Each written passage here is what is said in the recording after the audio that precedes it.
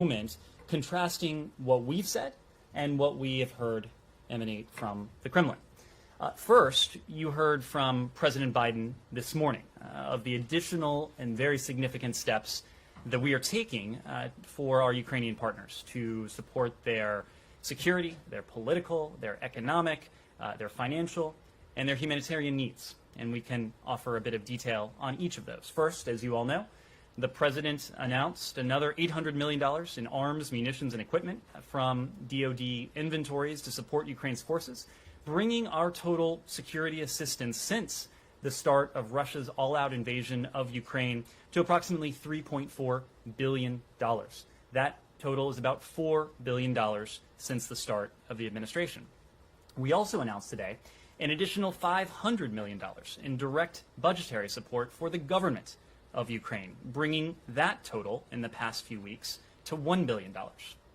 To provide opportunities for Ukrainians fleeing Russia's unprovoked war of aggression, the newly unveiled Uniting for Ukraine program will provide a new streamlined process for Ukrainians coming to the United States and to impose further costs on Russia, which is an important pillar of our strategy.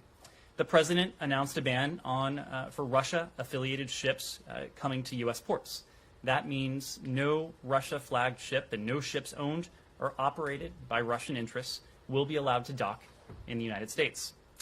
All of this, of course, follows yesterday's announcement of Department of the Treasury efforts to crack down on those attempting to evade our unprecedented sanctions, and the Department of State actions to impose visa restrictions on more than 655 Russian and Belarusian officials and proxy so-called authorities in response to reports of war crimes committed by Russian forces in Ukraine. So that's what we've said over the past several hours. Meanwhile, what have we heard from Moscow? We've heard the Kremlin literally brag of plans to starve, to seal off the brave Ukrainians who have sought to do nothing more but defend their country in the besieged city of Mariupol.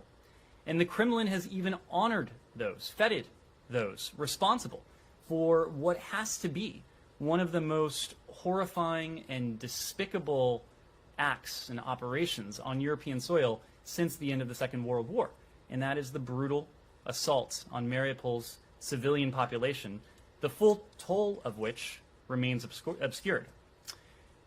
Today, we also heard the Russians enact their latest sanctions. In addition to the Vice President, today's tranche included journalists and spokespeople for this administration, myself included.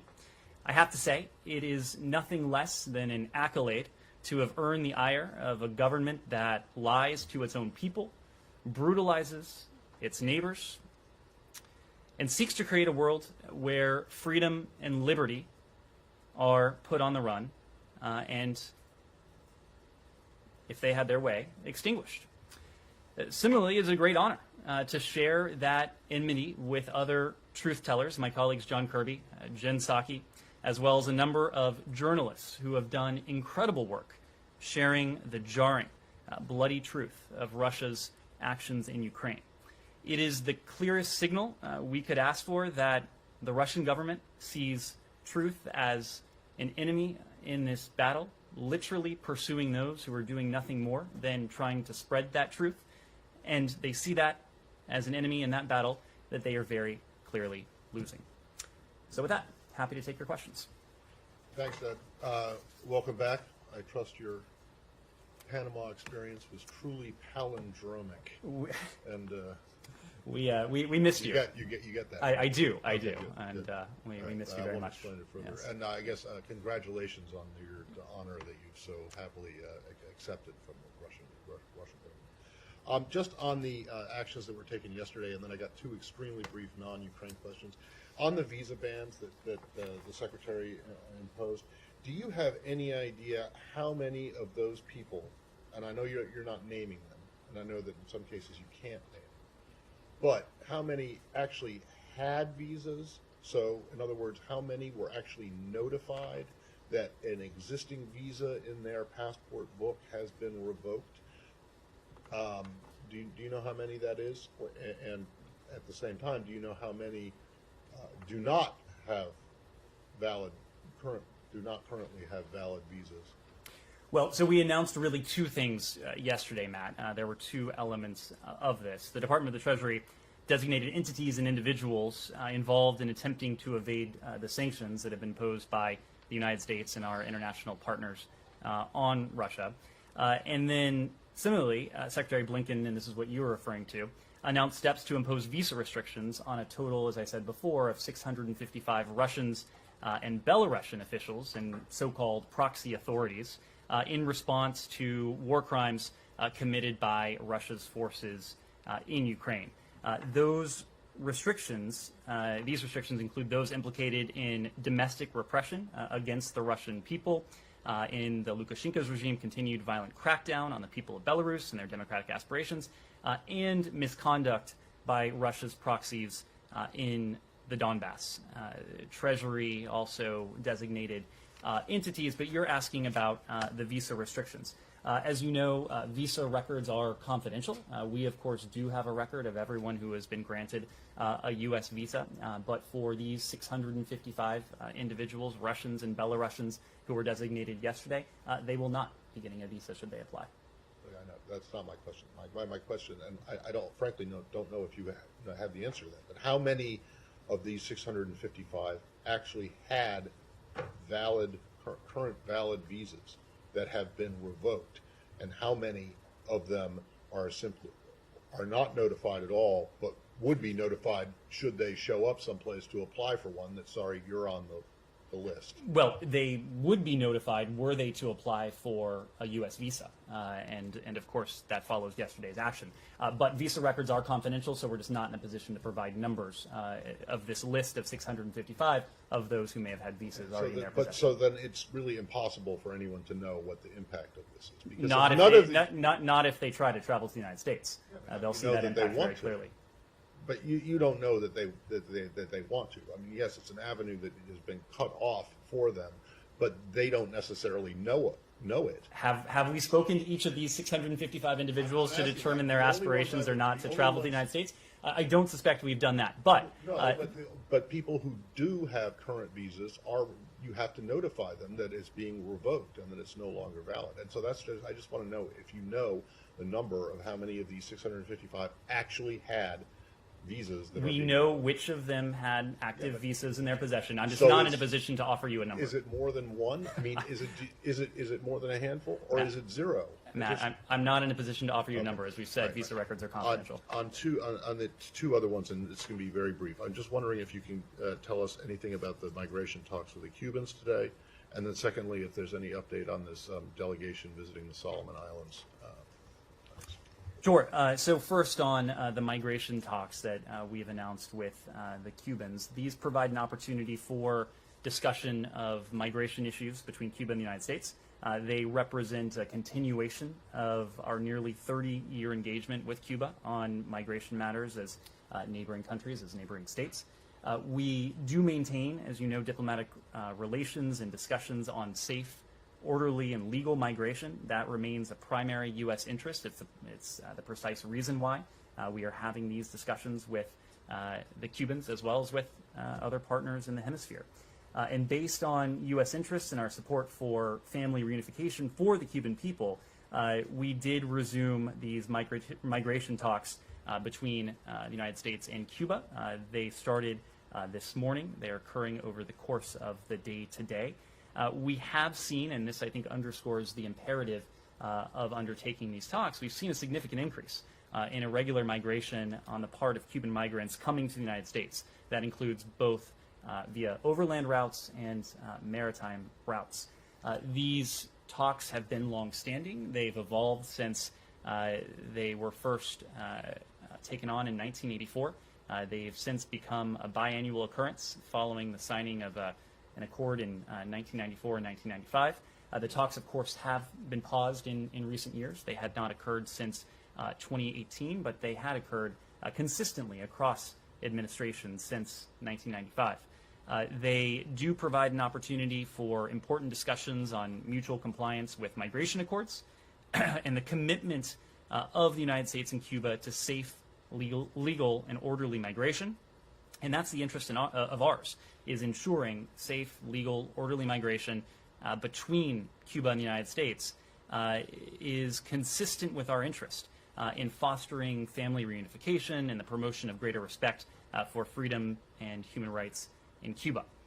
Topics for the talks have included well-established mechanisms to address irregular migration and compliance with U.S. immigration law, migration via both land and sea, migration trends, returns and repatriations of citizens, embassy functions, and other related issues. I understand that we'll have a little bit more to offer upon conclusion of the talks today. Is it safe to say that you would like to see a reduction in the significant increase in irregular migration that you've seen coming from the Cubans? Is that part of what's being discussed? It is safe to say that we would like to see a process that is safe, orderly, and legal, and not one that is dominated by irregular migrants seeking to make a dangerous either overland journey or maritime journey to the United States. All right, and then just Solomon Islands real quick. In terms of the Solomon Islands, the delegation is going to arrive to the Solomon Islands later today, Eastern Time. These are discussions that will take place over the day on April 22nd in the Solomon Islands. This visit, and it's being led by our Assistant Secretary Dan Crittenbrink and the White House's Indo-Pacific Coordinator Kurt Campbell, will follow up on Secretary Blinken's visit to the region earlier this year. It was during that visit where he announced plans to reopen an embassy in the Solomon Islands. And this visit is about demonstrating how partnership with the United States can deliver prosperity, peace, security, and highlighting the strength and strengthening bonds between America and the Solomon Islands. To your question, you didn't raise this explicitly, but it will be on the agenda. We are closely following the status of the security agreement between the Solomon Islands and the People's Republic of China. The signing of the agreement does not change our concerns and that of our regional partners and allies, and it does not change our commitment to a strong relationship with the region and to strengthening our ties with Solomon Islands and its Pacific Island neighbors. The Solomon Islands' response to Secretary Blinken's announcement earlier this year of our plans to reopen an embassy on Honiara, it was overwhelmingly positive. And we have engaged and will continue to engage with senior officials in the Solomon Islands government as we work towards formally establishing that embassy. We've had a series of very positive, forward-looking interactions, and the delegation will discuss common interests and activities that, again, will be predicated on partnership and that will benefit both the American people and the people of the Solomon Islands. Christina. Is there any discussion about doing anything for the people who are in this facility being cut off in Mariupol, any kind of an airlift, a way to get them supplies, food, medicine, which I'm sure they're going to run out of shortly? Basically, is there anything anybody's trying to do for them? Well, this is something that we're watching very closely. It is clearly has been a focus of the Russian Federation to undertake this brutal assault on the people of Mariupol, both fighters and civilians. And we've seen President Putin and the Kremlin make pronouncements along the lines of those we've heard in recent hours to distract from what can only be considered the underperformance of Russia's military forces and its failure to achieve its original objectives in Ukraine. We understand that Ukraine's forces continue to hold their ground, and there is every reason to believe that President Putin and his defense ministers show for the media what we saw in recent hours is even yet more disinformation from their well-worn playbook. What we've seen from the people of Mariupol, including those who remain in this facility, is nothing short of bravery. It is nothing short of inspiring. And their ferocious stands in stark contrast to the plummeting morale that we've seen among Russia's forces. It stands in stark contrast to the tactics that we have seen Russia impose against those in Mariupol. What Russia has done to the city of Mariupol over the course of weeks now is heartbreaking. And some of the most chilling images that we've seen emanate from this war, some of the accounts that are likely to constitute war crimes, have emanated from Mariupol.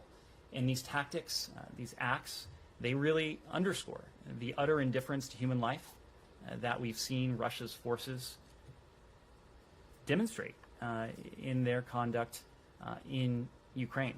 When it comes to Mariupol, our position and that of our partners and allies has been clear. We have called for humanitarian access. In other words, allowing much-needed humanitarian assistance to get in, and for those in the besieged city to come out. Now, of course, we've heard from the Kremlin in recent hours that the plan is to attempt to starve out, to seal off that facility. We know that partners around the world are using the leverage they have with the Russian Federation. We're discussing this with our Ukrainian partners. We want to see those who seek to leave the city be afforded the opportunity to leave. And this is something that we will continue to call for, and this is something that we'll continue to be focused on. And if Russia doesn't allow that, as they seem not to intend to, is there a plan B to get some sort of supplies or food or anything to these people who are stuck? There are many organizations and entities that are working on the ground. These are non-governmental organizations, humanitarian organizations that are doing everything they can and will continue to do everything they can to get humanitarian assistance in. Ultimately, there's been an impediment to doing that, and it has taken the form of the Kremlin and Vladimir Putin in his pronouncements. Every time we have seen a humanitarian corridor and the promise of a humanitarian corridor arise, it has been promptly put to an end by the actions of the Russian government. What we need to see is humanitarian access. There are organizations, including humanitarian organizations, that the international community is supporting on the ground in the region, prepared to help move in some of this aid, prepared to provide assistance to those fleeing this assault. And it's something that we'll remain very focused on. Saeed. On the people in the factory. Now, the Russians claim that there are some 2,000 people live there.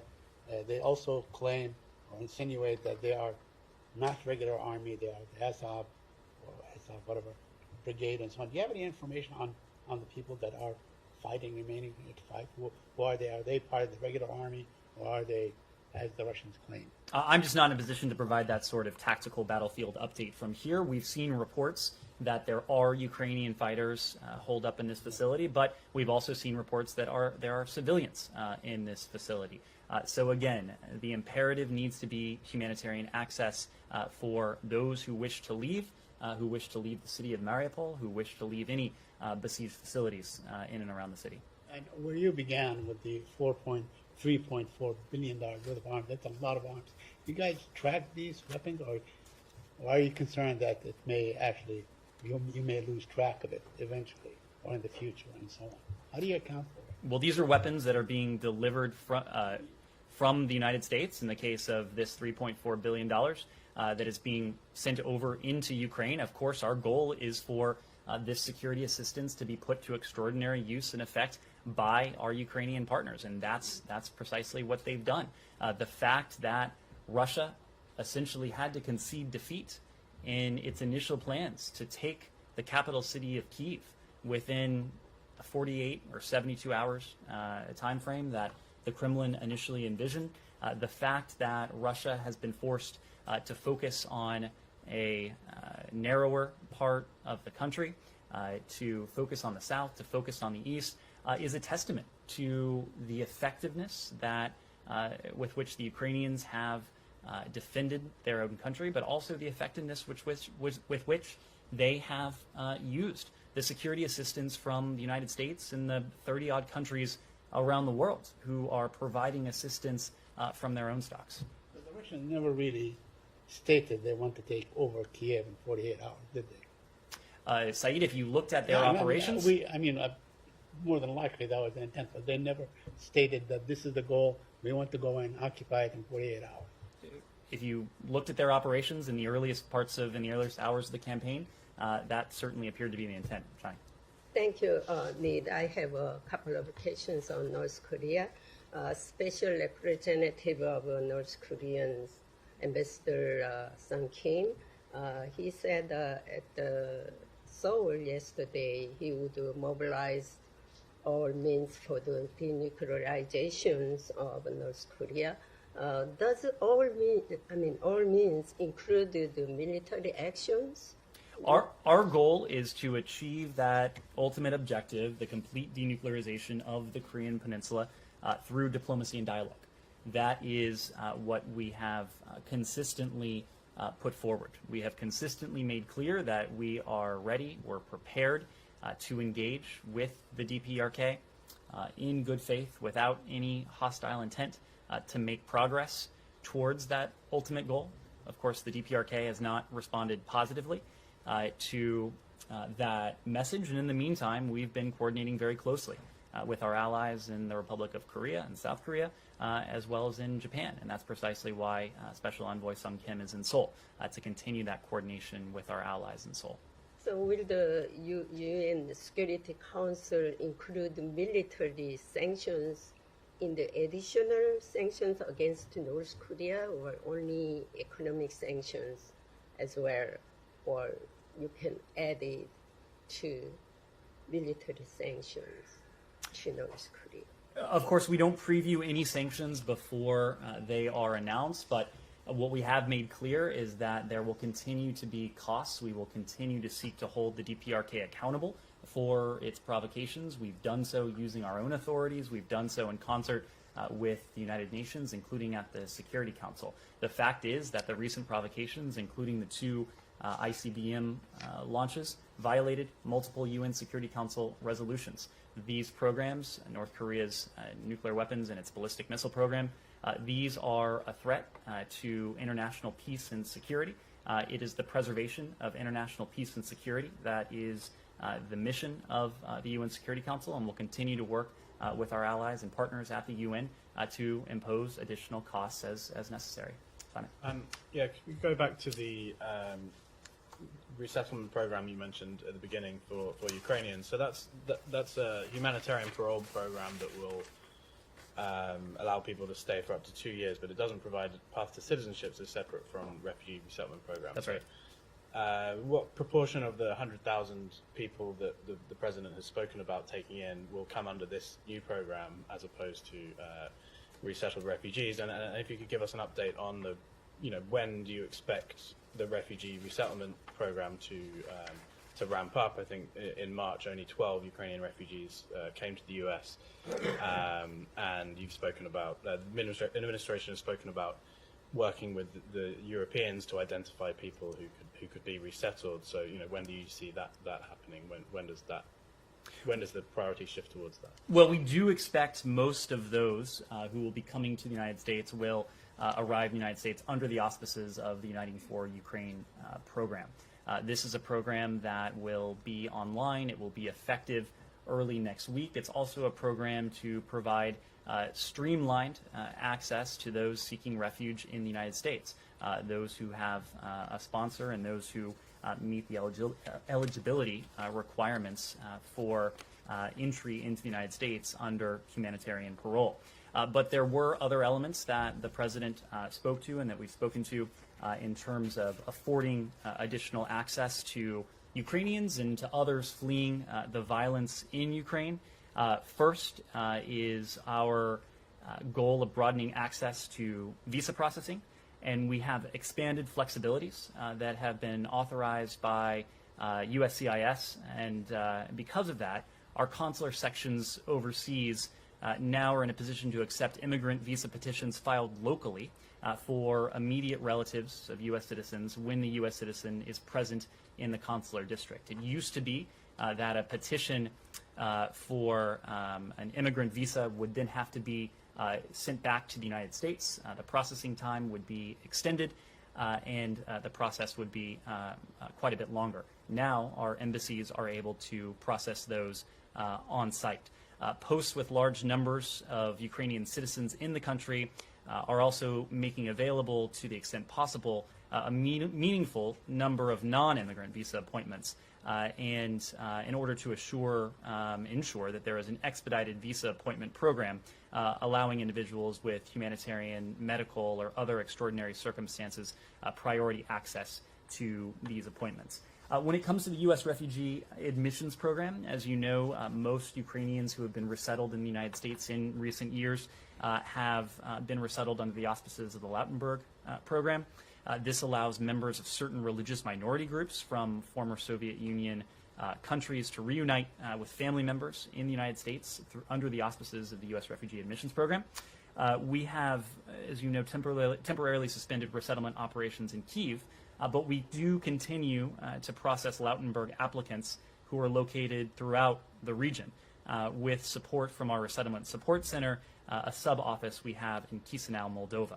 And we're exploring opportunities to increase access to case processing by expanding U.S. resettlement operations in Europe. Now, with both immigrant visa and non-immigrant visa processing and U.S. refugee admissions program processing, these can be lengthy processes. And so that is why we see the Uniting for Ukraine program, the sponsorship program, as a streamlined process by which we expect most of those of the 100,000 will be able to enter the United States. You're saying to Ukrainians that this is the program to come on. There's not going to be like a full resettlement program as has been offered in other conflicts. Well, again, our goal is to see to it that this conflict is put to an end as quickly as possible, and that Ukrainians and others who have been forced to flee Ukraine are able to return to a secure, stable, peaceful, democratic Ukraine just as soon as possible. We also know that many Ukrainians have left behind brothers, sons, fathers, individuals who are there defending their country. And so for many Ukrainians, they are looking for a temporary safe haven. In the United States, for some individuals may be appropriate.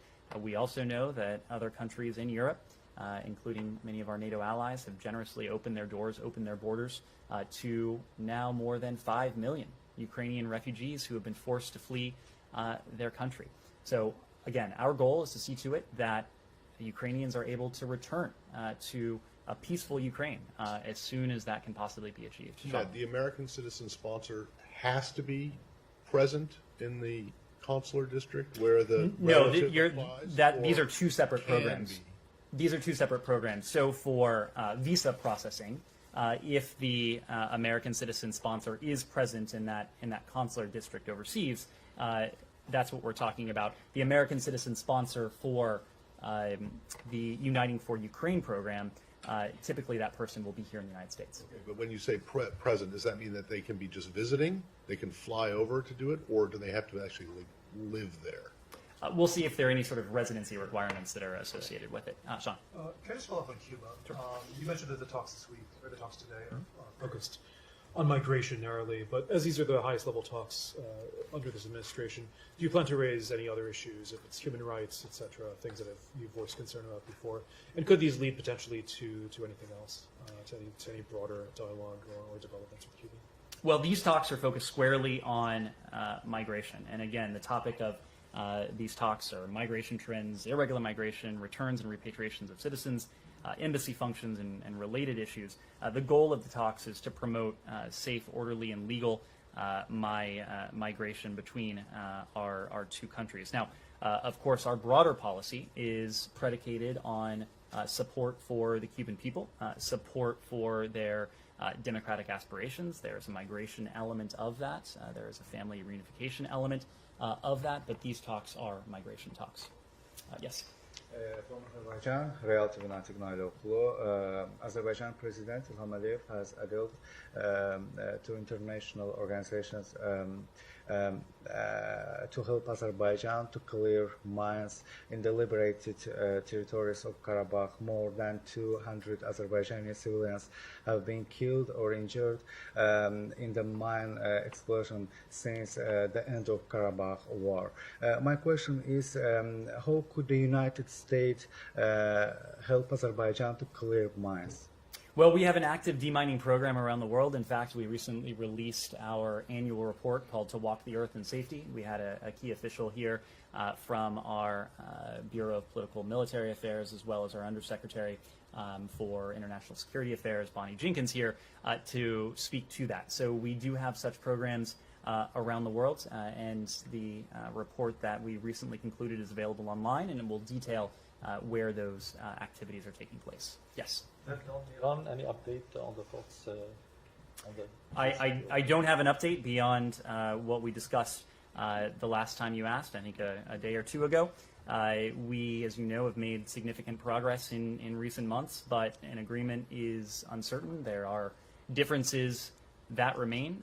We continue to actively seek to resolve the remaining issues because we continue to believe that a mutual return to full implementation of the JCPOA would afford us non-proliferation benefits that are very much in our national security interest.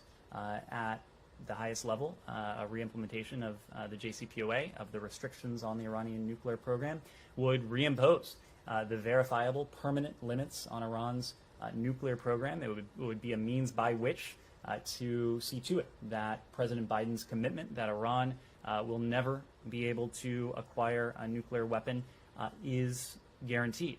That said, along with our allies, we're preparing equally for scenarios with and without a mutual return to full implementation of the JCPOA, because this remains a very uncertain proposition. And ultimately, we'll make a judgment call. We will only enter into an agreement that the president determines is in the best interests of the security of the United States. Thank you. Can I switch topics? Sure. The Palestinian-Israeli issue. Okay. And very quickly, can you update us on the visit of Acting Deputy Secretary Lampert and Hadi Amr? I think they met in Jordan and now they are in Israel. What are they doing there? That's right. So as we announced yesterday, Acting Assistant Secretary Yael Limpert and Das Hadi Amr will travel, and they have traveled to Jordan, to Israel, the West Bank, and Egypt from April 19th through the 26th. While there, they will engage with senior officials to discuss reducing tensions and ending the cycle of violence in Israel and the West Bank and Gaza. Acting Assistant Secretary Limpert will be accompanied for the entire trip by Das Hadi Amr. You've probably seen that our posts in the region have issued short readouts of their meetings. Yesterday, they had an opportunity to see Jordanian Foreign Minister Ayman Safadi. They had a conversation with the foreign minister, again, about reducing tensions in Jerusalem and of exercising restraints, avoiding provocative actions and rhetoric, and upholding the historic status quo of Jerusalem's holy places, including the Temple Mount Haram al-Sharif, of which Jordan plays an important role. More recently, and you saw this from our embassy in Jerusalem, they had an opportunity to meet with Yair Lapid, with Alon Upshitz, to discuss the same issues. They will continue to engage with senior officials, senior Israeli officials, Palestinian officials, and later Egyptian officials over the course of this trip. I also want to ask a question about the consulate. Any update on the status of the opening of the East Jerusalem consulate, the American consulate in East Jerusalem? Yes. So we remain committed to opening a consulate in Jerusalem. We continue to believe it can be an important way for our country to engage with and provide support for the Palestinian people. Meanwhile, we have a dedicated team of colleagues working in Jerusalem in our Palestinian Affairs Unit, focused on engagement with and outreach to the Palestinian people. Yes. Thank you, Ned. I want to ask you a few questions about Georgia.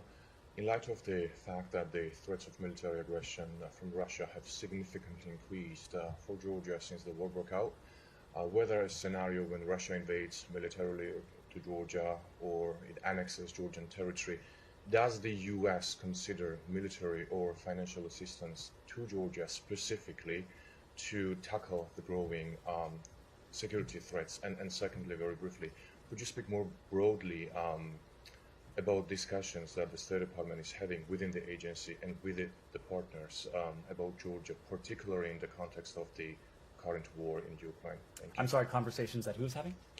State Department within the agency and with partners in the context of the war about Georgia. Thank you.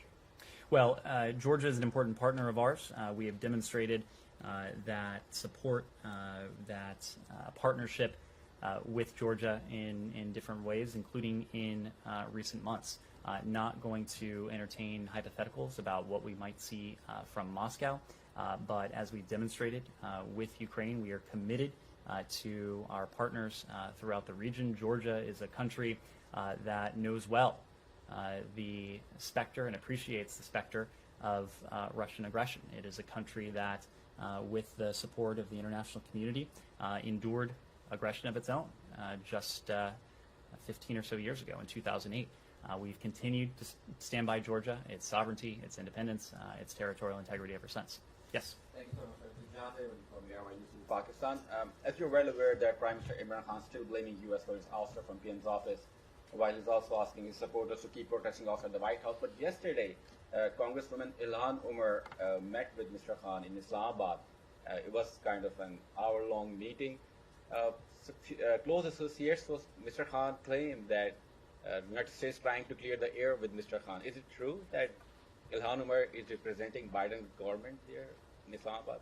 Well, as I understand it, Representative Omar is not visiting Pakistan on U.S. government-sponsored travel, so I need to refer you to her office for questions on So her there travel. was a bomb blast in Afghanistan yesterday, killing 17 people, dozens were injured, and the attack was on Shia mosque. That suggests that ISIS, Daesh, is getting stronger in Afghanistan. The other terrorist organization also recruiting more fighters, forming safe havens there. What are your concerns, and what is the strategy to deal with this growing threat? Well, there have been attacks in recent days, and earlier this week, the United States joined the international community in expressing our outrage in response to the heinous attacks on the Mumtaz Education Center and the Abdul Rahim Shahid School in Kabul. Special Representative for Afghanistan Tom West, Special Envoy for Afghan Women, Girls, and Human Rights Rina Amiri, and our chargé for the embassy in Kabul, currently operating out of Doha, Ian McCary, also denounced these cowardly attacks. We've also heard in more recent hours about more attacks that occurred today in 4 provinces in Afghanistan, including at a Shia Hazara mosque in Mazar-e-Sharif, and 3 other explosions that killed even more and left others wounded. We've offered our sincere condolences to the families and other loved ones of those killed in these cowardly acts, and we condemn these attacks and what appear to be the targeting of minority groups in the strongest terms. We are committed to supporting the ability of all Afghans, including Afghans' minority populations, including its religious minorities, to practice their religion freely without fear of violence against them. And we're extremely concerned about the recent rise of violence in Afghanistan and call for an end to these cowardly attacks and for the perpetrators to be brought to justice. All Afghan children, all Afghan worshippers, all of Afghans' minorities, religious or otherwise, deserve to pursue and to live their lives safely and without fear of violence, and the Afghan people deserve to live and worship free from terror. There are no foreign troops there. What is the strategy to deal with this situation? I mean, I don't know how you can send American troops there once again, but what is the strategy? So that is not a tool that is in our toolkit when it comes to addressing this, but our strategy for Afghanistan principally entails supporting the humanitarian needs of the Afghan people. And we have made tremendous commitments to the people of Afghanistan in recent months. We've continued to be the world's humanitarian leader in our support for the people of Afghanistan. In every engagement we have with the Taliban, we address with the Taliban our core interests. And among those interests is to see to it that the rights of the Afghan people are respected. That includes by the Taliban, but doing everything that ruling authorities in Afghanistan can do to provide security for all of Afghanistan's people. That include its women, its girls, its religious minorities, and others who face persecution. This is a point that we always raise with the Taliban, and the Taliban know that in order for us to achieve progress, in order for us to have improved relations with them, in order for them to have improved relations with countries around the world, they will need to demonstrate progress on these interests that are core to us, that are important to us, but also important to countries around the world. So. On China, President Xi Jinping today spoke about his proposal for a global security initiative, and he's talking about this, invoking the principle of indivisible security, obviously a Kremlin favorite phrase. I wonder if you had any response to that, and in particular, are you concerned that this is something that China could use, in relation to Taiwan or the South China Sea, to, push back on actions by the U.S. in those, or support from the U.S. for countries in China's neighborhood, and potentially act in a similar way to how Russia has acted in Europe? Well, we did take note of the remarks, also took note of the reference to indivisible security, which is interesting in that we have continued to see the PRC parrot some of what we have heard coming from the Kremlin. This apparently applies to the concept of indivisible security. The Kremlin continues to maintain that attacking another country in an unjustified, unprovoked way, in a brutal manner, somehow bolsters security in the region.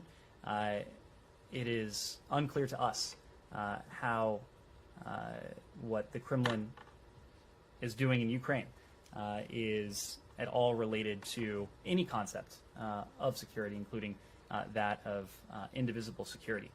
But there are broader principles at play, and we've always said that this is about Russia's war against Ukraine, but at the same time, it is about the principles and the rules that over the course of now 7 decades have governed the international system. This is about the rules-based international order that has ushered in the most peaceful and prosperous period in modern history. And along with like-minded partners around the world, this is a system that we helped build. It's a system that countries around the world, the United States included, continues to help shape. And it's a system built on shared values, including respect for human rights, sovereignty, self-determination, those principles that are meant to undergird and to fuel our ability to address our biggest global challenges. So especially as we face threats from Russia's unprovoked war against Ukraine, COVID-19 and climate change, we are committed to upholding the very system that certain countries around the world, and Russia and the PRC are among them, seek to challenge and in certain instances seek to tear down and even destroy. This is at the heart of why the international community has stood with the government of Ukraine, with the people of Ukraine, supporting their own aspirations for freedom, independence, democracy in a country of their own, but also recognizing that what Russia is seeking to do, to challenge the international system and to undermine it, is precisely what other countries have sought to do around the world, including in the Indo-Pacific. We understand that when this international system is undermined anywhere and done so with impunity, without challenge, that it is degraded everywhere. And so that is why not only have we stood up for these principles in Ukraine, in the context of Ukraine, but also in the Indo-Pacific as well. Okay. So, Deputy Secretary of State Wendy Sherman is in Brussels talking to U.S. counterpart in Europe. She also expressed concern over China's amplifying some of the Russian disinformation. Could you give us an update? In the U.S. assessment, is China providing financial and material assistance to Russia in Russia's war on Ukraine, or is just a rhetorical support? So first on the deputy's trip, as you alluded to, she is in Brussels, and she led the U.S. delegation for the 3rd high-level meeting of the U.S.-EU-China dialogue on China. And tomorrow she'll meet with, she'll lead U.S.-EU consultations on the Indo-Pacific. She also participated today in a moderated discussion at an event hosted by the Friends of Europe think tank about U.S.-European collaboration on a wide range of shared challenges, including our shared approach to the PRC, our cooperation in the Indo-Pacific, our assistance to Ukraine, and sanctions on Russia as well. She will have an opportunity to speak publicly tomorrow during a press availability with European External Action Service Secretary General after the U.S.-EU consultations on the Indo-Pacific. She will also meet with NATO allies and EU partners to discuss our continued close coordination on President Putin's war of choice against Ukraine and other global issues. In addition to her engagements today and tomorrow, she, over the course of yesterday and today, held meetings with the NATO Deputy Secretary General, the NATO Permanent Representatives, European External Action Service Secretary General Sonino, and Head of Cabinet of the European Commission President Siebert. To your question about the PRC's approach to Russia, this is one that we have spoken to before. Ultimately, the PRC is going to have to decide to make its own decisions. It is our task to speak of the consequences for those decisions. And we've made clear that if the PRC or any other country were to seek to offset Russia's losses or were to seek to provide weapons, supplies, needed material for its war effort in Ukraine, there would be serious consequences for any such country. We've been watching very closely. We offered an assessment a couple weeks ago that we had not seen any such support on the part of the PRC. That remains the case today, but we continue to watch very closely. Speaking of consequences, could PRC face secondary sanctions if they support material and financial? Again, we've made clear that any country that seeks to undermine our sanctions regime or seeks to provide support to Russia's war effort in Ukraine would face consequences. Yes.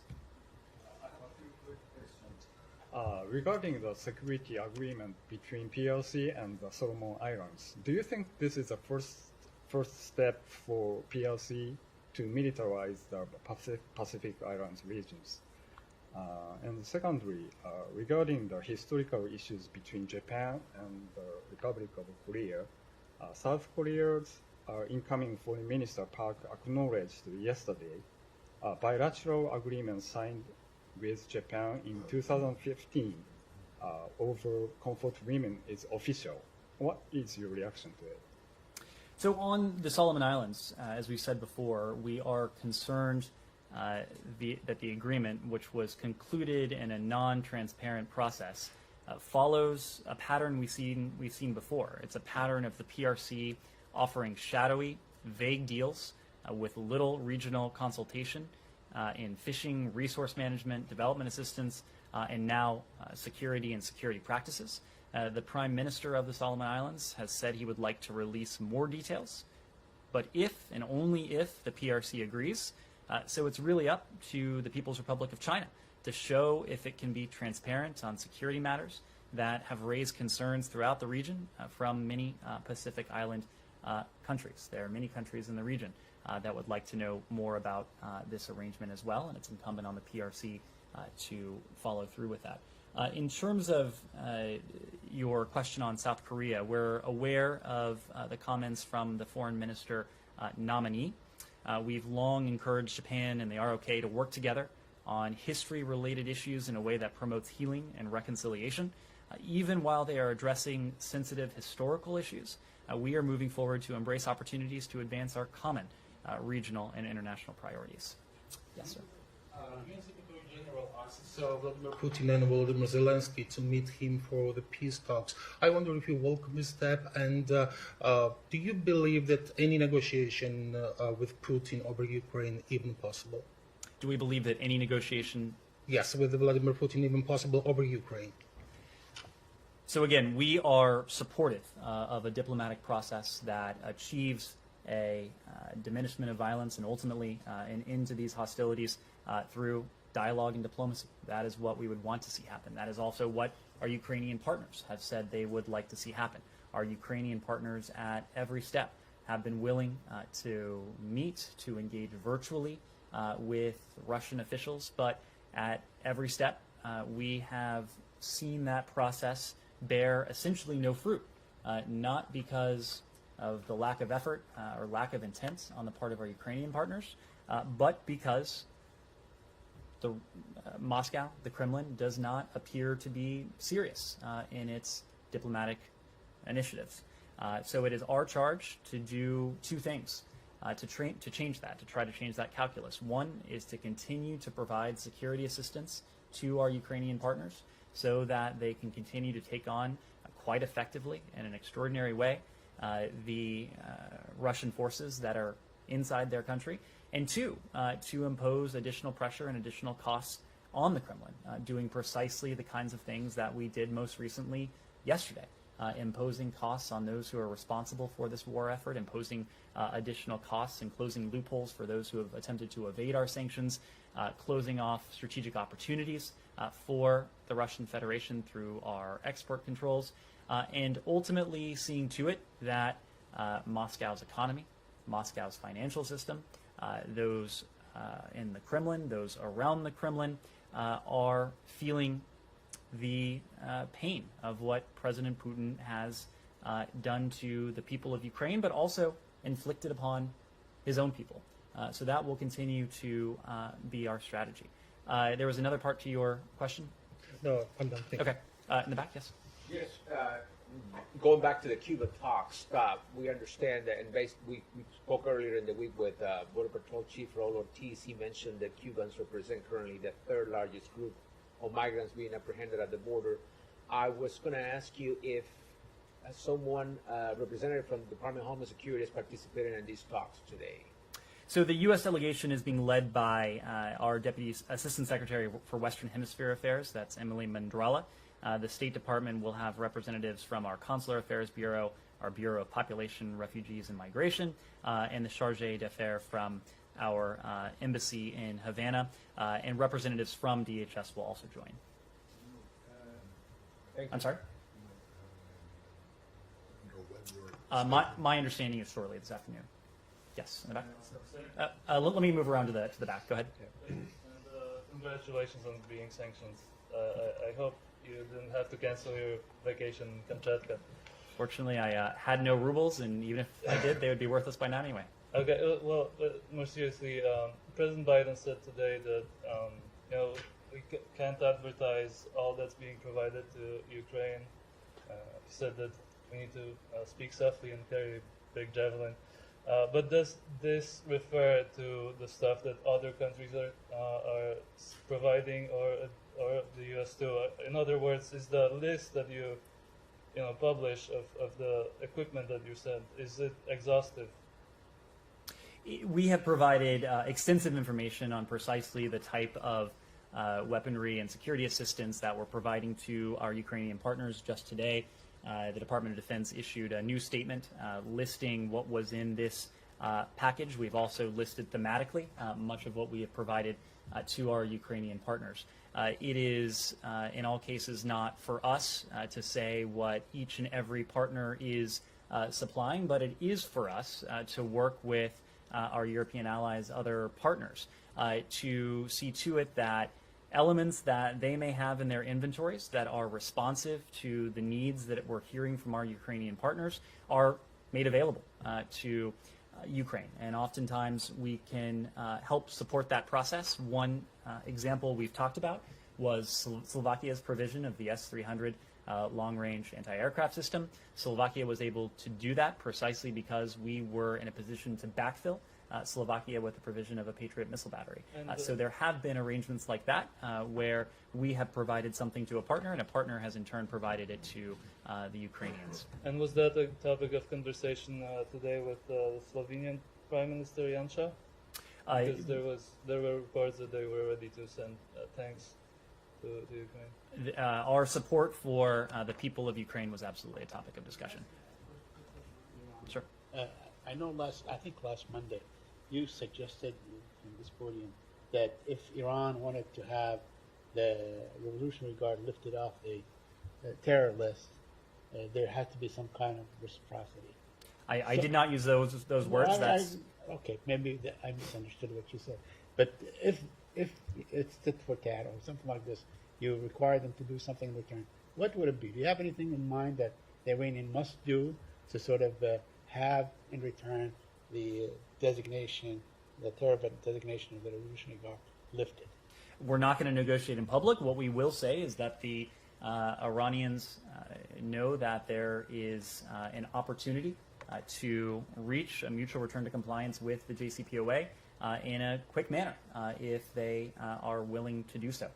So we are, that has been on the table for some time. We've worked very closely through our European allies and partners on this. And again, it remains in our best interests to see a resumption of the Joint Comprehensive Plan of Action, precisely because it would afford us non-proliferation benefits that would be to our advantage. And in the first instance, the advantage it would bring would be an elongation of the breakout time that was close to a year when the JCPOA was originally in full effect. It is a breakout time, that is to say the time it would take Iran to amass enough fissile material to produce a nuclear weapon if it chose to do so. That time has shrunk considerably, especially since 2018, after the last administration abandoned the Iran deal and Iran itself walked away from some of the nuclear constraints it was previously under. Our goal is to see those nuclear constraints reimposed on Iran, to see Iran once again permanently, verifiably prevented from obtaining a nuclear weapon. So you said we have the mining programs, for example. What is needed for the United States? Sorry, what program? The mining. Demining. Yeah, the mining program, sorry. For example, what is needed for the United States to start the mining in Azerbaijan, Karabakh? We can get you more information on this, but again, I would refer you to the report we recently put out regarding our activities. I'm curious if you know, or if you can find out, how much, if any, of the non-security, in other words, the financial and humanitarian economic support aid to Ukraine, has been kind of earmarked for the treatment or the transport of wounded Ukrainians out of Ukraine into other countries for medical treatment, if any, if you know, and even if you don't know, is there a concern that there are people, Ukrainians who've been wounded, civilians and soldiers who've been wounded and may die because they can't get the proper medical treatment in Ukraine? We'll see if there's anything we can provide you on a specific earmarking like that. But the other point I would make is that we've also provided, as of today, $1 billion in direct budgetary assistance. And so we've provided the Ukrainian government with resources it can use as it best sees fit. But if there's anything we can add on a specific Right, earmark. that would presumably be for care that they would provide inside Ukraine. And there may be instances in which people are not able to be adequately treated inside. We'll see if there's anything we can add there. Thank you. Thank you. One last in the back. Just a couple of follow-ups on Iran. You mentioned the breakout time. Do you have an estimate of what that's down to? And then there was a report in Israeli media that a senior Israeli official said the U.S. had notified European counterparts that the administration doesn't plan on delisting the IRGC. Is there any truth to that? I don't have any comments on that second question beyond the fact that, again, we're not going to negotiate in public, but we're coordinating closely with our European allies on this, as well as with the broader P5+1. On your first question on the breakout time, what I can say is that when the JCPOA was in full effect, the breakout time was measured at about 12 months. It was always measured in months. Now the more appropriate and accurate measurement is weeks, but I'm just not able to give additional detail. Thank you all very much.